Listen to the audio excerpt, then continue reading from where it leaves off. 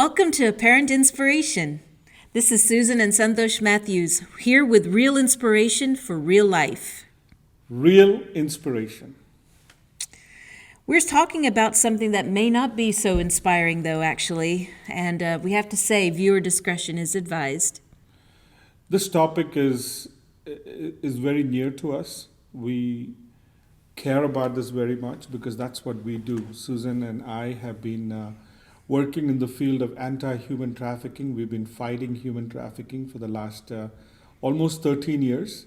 And we have learned a lot of things in our journeys. So we want to share those ideas with you. We want to share those thoughts with you because we want the world to know what is going on, right? That's right. Most of us are blind to the evils of human trafficking.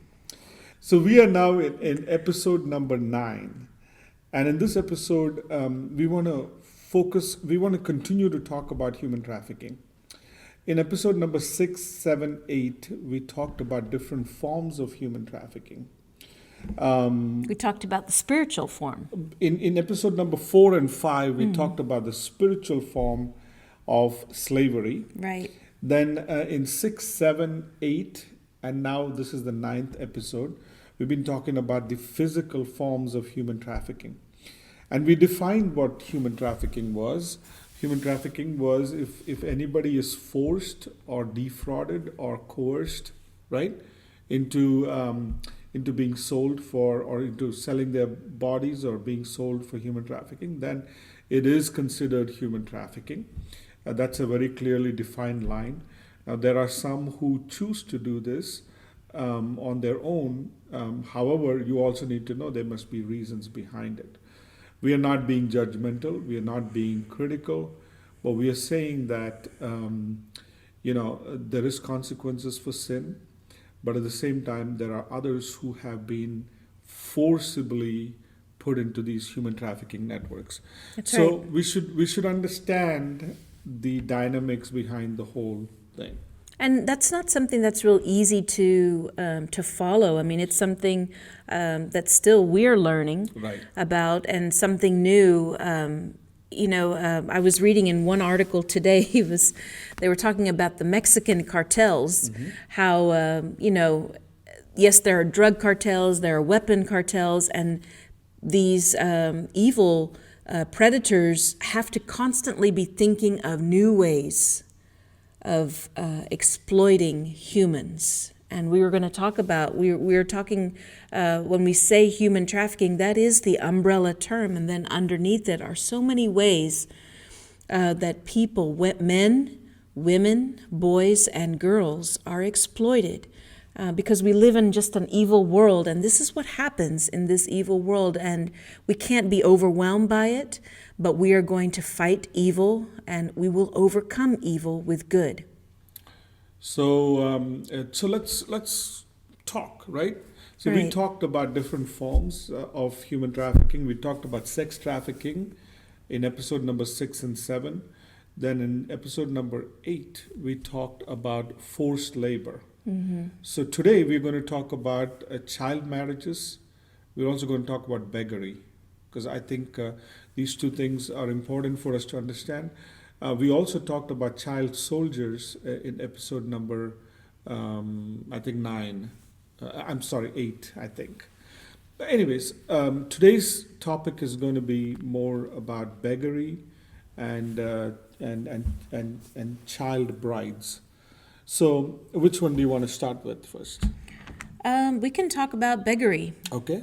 Because I think that's something that, coming from a developing country, India is our motherland, and we have heard many things, and we have witnessed many things. Right. I mean, you can probably share a lot more stories just from seeing things and living in India and growing up in India, but and I can speak more from a point of I've visited. So growing up in India, everywhere we go, we would see these beggars on the street. There would be children begging, there would be mothers begging, there would be men begging. In some cases, there are eunuchs begging, and so we see them sometimes as a nuisance. I'll be honest with you. Sometimes I don't want to talk to them. I'm busy. I've got a lot of things going on. And so when these people come, especially when a young girl comes carrying a little child and then saying that that is her child and she wants food for that, then there is these young children coming and asking for money and for food, mostly for money. And when you look at them, you are like, where are these children coming from? There are so many of them. And it makes no sense. They come from all over the country, and when you look at them, sometimes they don't know the language. They are probably begging in Bangalore, but they don't know the language Kannada. Sometimes they're begging in Delhi, but they don't know the language, Hindi language. So then you try to talk to them. They won't talk to you much because they're not allowed to. And some of them keep looking over their shoulders to see if somebody else is watching them or if there's something else going on. So you have to be very watchful. Most beggars are not who they seem to be. Okay? Each of these beggars, based on the mafia trends, based on how these mobsters work, each of these people will have a leader. Okay? And that leadership connects all the way top to somebody who is extremely rich and who's running these beggary mafias. It's a mafia. And it's huge. So what they do is they kidnap children from different parts of the country, and then they cross-transport them to different parts of the country. A lot of these children who are beggars are there not because of their choices, but because they are trafficked. And it's, simply a violation of their rights. Right. A violation of the rights of the child, to be forced to do this, to be forced into slavery. You talked a little bit about India. I'll tell you, there was one time I went on a mission trip to Guatemala. And this was in 2009, and we were in the capital city of Antigua. And it was actually after we had completed the mission, so it was our last day before flying out. So our guide who was with us, who was a local from Guatemala, was taking us around. We were seeing all the beautiful structures and sightseeing, and we wanted to get some souvenirs to take back home. Mm-hmm. So we had stopped in the city, and we were just sitting down, and these children came up to us, and they were selling these little magnets. And they looked cute. They were like souvenir items. Right. And so the young lady who was with me, she was my partner, and was considerably younger than me, and single. And so she was just enthralled with the children, and she just wanted to hug them and love on them. And so our guide, our local leader, came to us and was like, listen, guys, I know you want to help these kids, and I know you want to give them food and money, but you need to understand there are people watching, and they're watching them, and they're watching you. And we were like, what? What's going on? Have you thought about that? No, you don't think about that. But he was saying, they have sent these kids to you because they know you're tourists. Right. And they know that you're going to sympathize and you'll probably give them money. But I'm telling you, if you give them money, you're just going to feed the problem. They don't get the money. The children will not. But it's the people who are selling them. But it's a dilemma. It's a dilemma. A dilemma or a dilemma. Okay, it doesn't matter. I was born in India. Okay, so the dilemma is this: you feel such compassion for those children, but do you know what's going to happen to them? That's right. Or do you know what they're doing? Or do you know who's selling them? Now, giving money to those children may really not be the right solution. I don't think there's a may about it. It's not the right solution. Yeah. But on the flip side, if these children don't bring enough money, then their pimps, who are the beggary mafia, will hurt them. Will maim them. So it is something that it's a very vicious cycle. If they make money, they'll be okay for the next day. If they don't make money, they get hurt, and they have to go and do this every single day. How do you break this chain? Right. In many countries, the police are complacent or involved. Right. Which is a sad thing, but it needs to be said. The police are either complacent or they are involved. If they're complacent, most likely they're involved. Right? Right. So beggary is something that needs to be rooted out. To do this, in America, there are child services advocates that comes up, and then they help these children and help them find a place and all those things. But in other countries, they don't have that much of a thing. There are orphanages that take in these children, but in some countries, the orphanage standards are so high and that it causes problems there. I mean, you need to have standards, but sometimes it comes to a place of oppression, where the orphanages who are already thriving on donations cannot really keep up with the regulations. So then you have those issues. My biggest thing is, why don't these government agencies that oppress the orphanages take some time to go and look at what exactly is happening on the streets, and kind of lock down these mafia guys who run these beggary outfits. So it's a two-way thing. So we need to understand that, and we need to figure out what needs to be done with that. So again, like I said, the whole thing is a movement. Beggary, just like sex trafficking, is a very lucrative business. And then, did you know that if a child is handicapped or maimed, Right. they can bring in up to three times as much more donations because they elicit sympathy? So how it ties in with us, and as we have said, we're the founders of Love Without Reason, an organization that fights human trafficking. The reason why we started this is because of our son who was born with facial birth defects. And to think that people will sell children, force them to beg, specifically because they look different, and exploit them and use them just because they look different is evil. It's a hard world, guys, But we want to make sure that you hear these things, okay? It's okay to help the beggars. You want to feed them? Go right ahead. Take them to one of the most luxurious hotels if you want to. Feed them. Give them food to eat.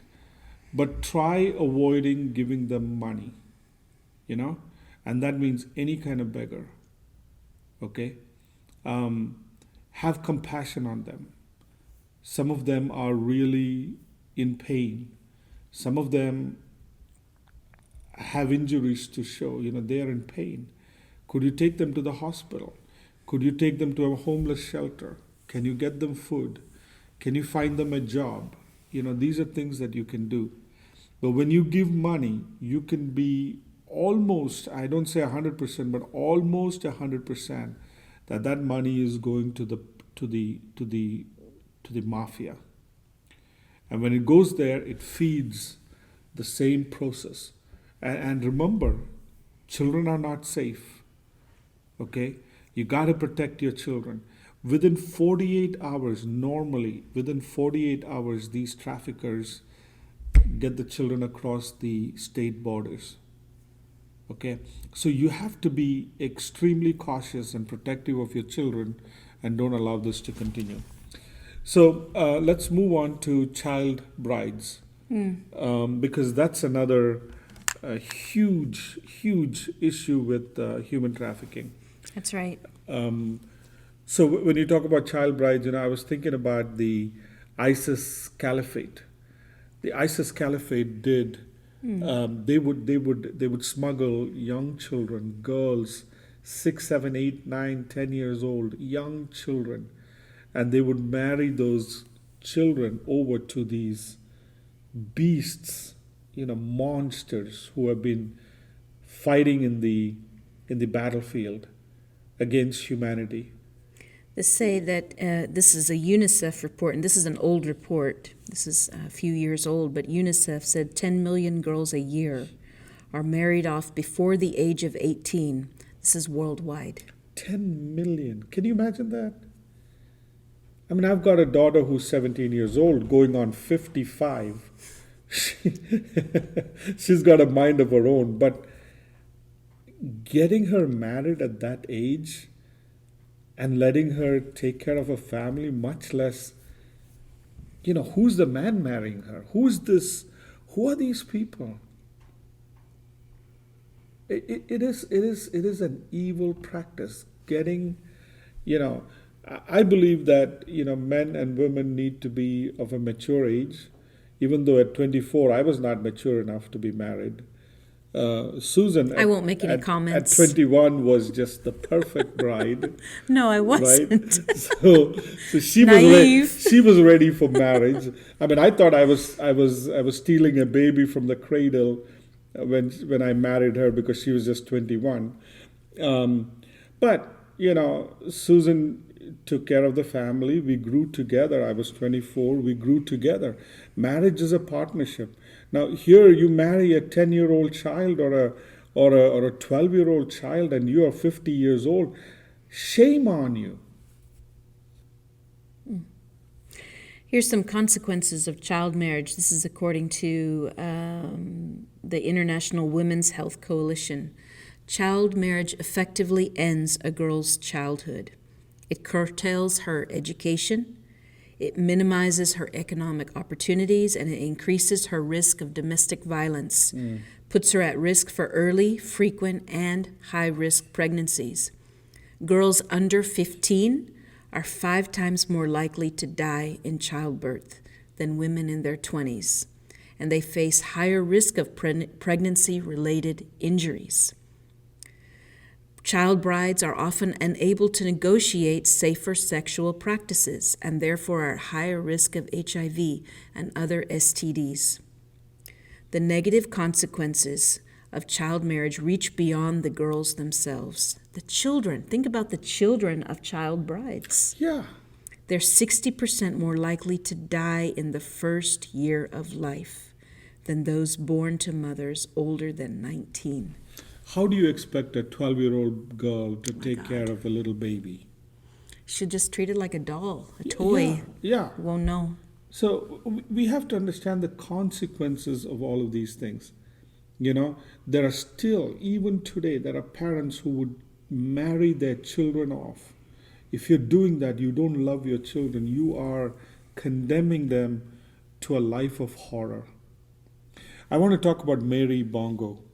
Yes, we mentioned her a little bit before. Yeah. Yeah. So we met Mary in Kenya, and this woman, she was 64 years old when we met her. 64 years old, and she had a huge cleft. A cleft lip. A cleft lip. And so we reached out to her and we smiled at her, and she wouldn't look at us. She had her face down. She was sorrowful. She was bitter. She lived 64 years with this cleft. And finally they were not sure if we would take them in for surgery, and we spent a lot of time, and finally we decided she will be one among the 41 patients that we did surgery for that time in that medical camp. In Kenya. In Nakuru, Kenya. So we went there, we took care of her, it was beautiful.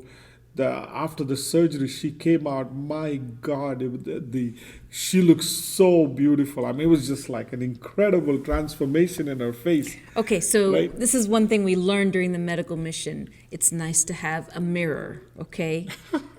We had no mirrors, and so I asked her, Mary, this is with a translator, can I show you what you look like? So I took the phone, and I took a picture, and I showed her, and I had it on the reverse camera, whatever, and so we're doing selfies, and she's looking, and then I took the camera, I was going to put it in my pocket. She grabbed my hand, and she was looking.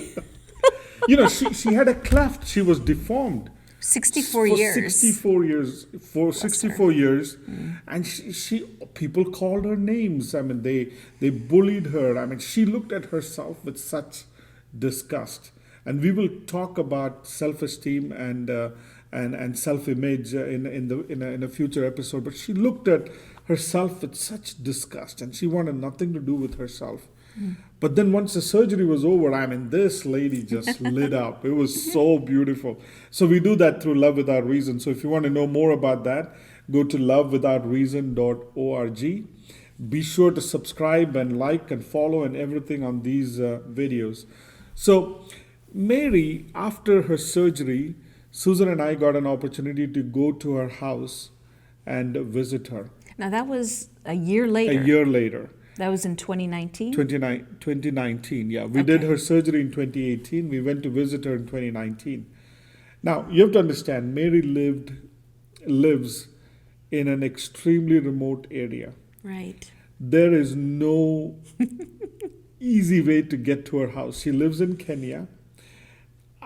We drove on the road, on the highway. We could only drive a certain amount. And then we it was raining hard. The road was messed up, and then we got off the highway into a dirt road, which turned out to be full of stones, and it was bad. We had to get off the vehicle several times because the chassis of the vehicle would hit the ground. So we had to get off the vehicle, and people had to walk while I navigated the vehicle over certain humps and all that. We did that, and finally we came to a place, and we were like, yeah, okay, we are at Mary's house. Come to find out, you had to walk another 2 kilometers and steep, I'm talking about steep downgrades and upgrades on these mountains. Yeah. So we finally got to her house. I think we got to get to the story of Mary before our time runs out. So we finally got to her house. When we got to her house, she came running to see us. She held both of us, and she called me her son, and she called her daughter. Loved on us, she was hugging us, wouldn't let go of our hands. And then all of her children came around her. We took pictures and all that. And then we got a few minutes to spend with Mary, and we got an opportunity to talk to her. And when we did this, Mary Bongo, she told us her story. She said she was married at age 15, right? Right. Age 15 to a 54-year-old man. Yeah. Because up until age 15, she didn't go to school. No. Her parents they couldn't afford surgery. They didn't even know what to do for her, actually. So they just, she was in the house while her siblings went to school, but she remained in her house. Nobody ever saw her. She didn't come out into public. Age 15, she was married to this guy, and he abused her. It was a horrible time. She had 8 children with this guy. 4 of those 8 died. Yeah. And there were only 4 that remained. Susan was talking about children that are born to these underage minors. These minors, yeah. They die. A lot of them die, and she had a very, very hard life. And then this man died after giving her 8 children, and she was forced to fend for the family by herself. Right. Think about it. It's a horrible journey. And then she lived for 64 years with that cleft. People wouldn't give her a job. People wouldn't give her an opportunity. And she had to fend for herself. She had to go into the fields and find a job and take care of her children. Okay? This is why when we say love without reason is in the fight against human trafficking, to stop it and to prevent it before it starts. What we do is we find children, young children that have these facial clefts, and we do their surgery so that they can get married, so they can go to school, they can have an opportunity, they have a fighting chance to do this.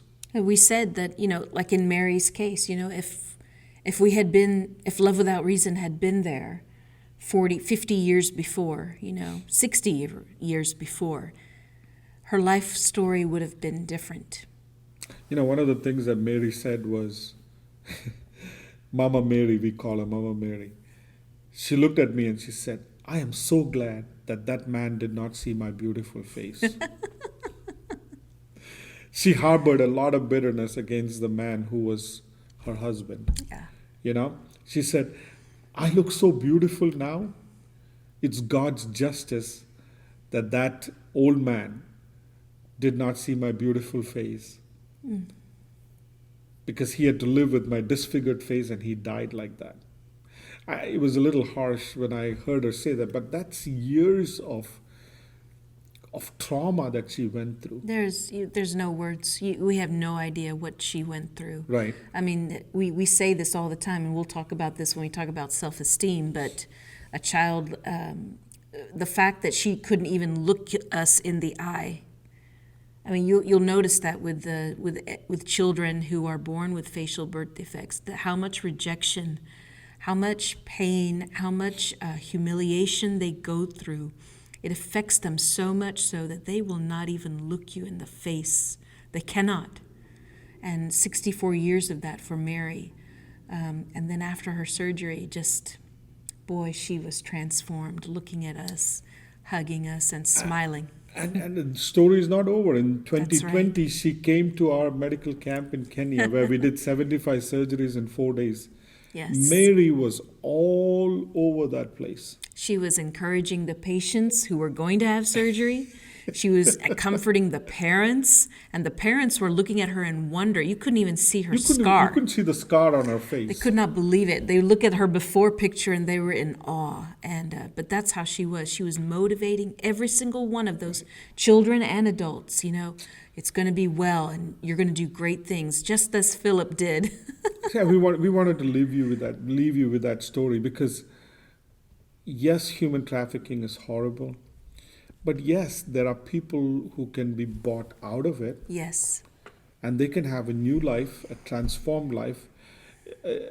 Will they have scars? Yes. Will they continue to have the trauma? In a way, but time can heal. And the Lord can heal. Yes. Okay? So we want to leave you with that hope that yes, it is a very hard thing, and yes, we want you to be on the lookout. Yes, we want you to help those people.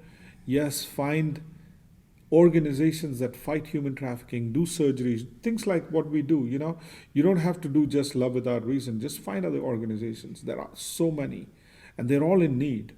Okay? Go out there and check them out and see what you can do, because this fight is real. Okay? Right. And it is in your neighborhood. If you're not well, don't be naive about this thing. It is in your neighborhood, so you got to be careful. Okay? So having said that, we're going to have to close here. So it was awesome seeing you. You look beautiful today.